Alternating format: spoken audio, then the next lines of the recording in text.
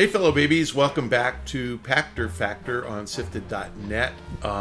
If you are watching this real time, it's because you're supporting us through either Patreon or YouTube, or do the Amazon Prime guys get it for real time too? Yeah, or for free by linking your Amazon Prime account to your Twitch Prime account. So honestly, it costs nothing if you're a Prime member, and I just looked this up. You are a Prime member, I checked. So link your Prime account to your Twitch Prime account. We get paid. It costs you nothing. You get this real time, and we're going to run your name below the show video, and people are going to see that you're a Prime member supporting us on Twitch Prime. Our question today from SIFTD from Backbee. It's already proven that great games will sell well no matter when they're released. Obviously, it can be hard to hit exact dates with delays, but shouldn't unproven or less popular games or franchises aim to release early in the year during the typically dry summer months? Do the extra sales of holiday offset having a week all to themselves at retail earlier in the year? Titanfall 2 fell victim to this. It looks like Marvel's Midnight Suns may suffer the same fate. I don't know if that what you said is right. I think new IP has trouble being discovered at holiday when it's a crowded holiday schedule, but over the last 10 years the number of holiday releases has dropped like crazy. So Activision's down to one game a year, which is Call of Duty. Take-Two's down to one game a year, which is NBA. It used to be that you had a Battlefield or Star Wars game from EA every year, and a Need for Speed game, and a Burnout game, and a FIFA game, and you're lucky to get two of those. So, I don't know that it's that hard to stand out at Christmas. And I'll give you an example. The Callisto protocol, which is coming from Striking Distance, which is Glenn Schofield, that game might have just been buried in 2010 with a crowded release schedule and 10 shooter games. It's the only shooter game coming out, this fall. I mean, Call of Duty, but there's no competition, and it's a survival horror shooter game. I mean, it's going to be great, and I think it's brand new IP from a brand new studio. I think it's going to kill it. So I think your premise is set 10 years ago when there was so much competition. I think everybody gets a week to themselves this year. Everybody. What were all the big Take-Two titles last year? What were the big Activision titles last year? Oh yeah, they didn't either. What were the big Ubisoft titles last year? They didn't have any either. Just saying that it used to be every year there was Assassin's Creed. It was Valhalla 2 years ago. Every year there was Assassin's Creed. Every year there were 2 or 3 Take-Two games, 2 or 3 EA games, and they've just all diminished down to like nothing. And so this isn't an exception. It's that nobody's making very many games anymore. And it's because they aren't going to take as many risks. And I mean, early in the new console cycle, they didn't develop, has there yet been a third-party next-gen exclusive? Have we had one yet? Maybe this year we're getting one. Yeah, so, this is what's going on, is everybody's holding off because they're not sure if they get the support. So I think your premise was right in 2010 and it's not right in 2022. I don't think it matters. Now, Marvel's Midnight Sun might just be a crap game. Who knows? We'll find out.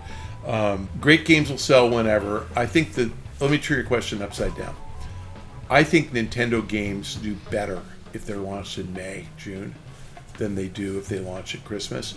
And they do better because they're going to sell their 35 million anyway, but they get people captivated. So Animal Crossing, which should not have been that big a game, but it actually was really good, sold, and it was the only thing to talk about, and everybody talked about it, and it became a phenomenon. So I actually think, even though everybody wanted Zelda, this holiday, Zelda in March is going to crush it. It's going to be great. I think Star Wars in March is going to crush it. So even though those are games that would do really well at holiday, they're going to do really well in the spring. And, open question, when Diablo 4 comes out, I'm guessing not Christmas. I'm guessing August, September. We'll find out. But they'll get their own window. So I think that the good news is there are few enough big games. I mean, there's probably no more than 10 big games a year anymore, and those guys can all avoid each other, as opposed to the old days when there used to be 40, and it was really hard. Especially shooter games. I mean, it really was hard to kind of get out of the way of all the other guys. And I remember a couple of years ago, Call of Duty moved out of its always November 4th to 11th window, and they moved to October.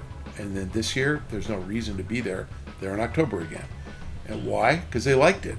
It worked okay for them. They found an extra few days was just extra sales, and they're fine with it. So I actually think that the windows move. I think competition is less. I agree with you. New IP should stand alone. But like I said, Callisto Protocol in November can work all by itself because there's nothing else coming out anywhere near it. And interesting, I talked to Glenn about this. He doesn't qualify for the Game Awards. He's too late by like a week or two to qualify for the Game Awards this year. And I told him that the movie Silence of the Lambs, which I think it won Best Picture. If it didn't, it was Dances with Wolves won Best Picture. But anyway, it came out like in January or February. And so it literally got voted in the Academy Awards a full year after it came out. So and still won. Maybe it was what's her name won for Best Actress, Jodie Foster or Anthony Hopkins. But that and I think Dances with Wolves, same thing. They came out in January, February.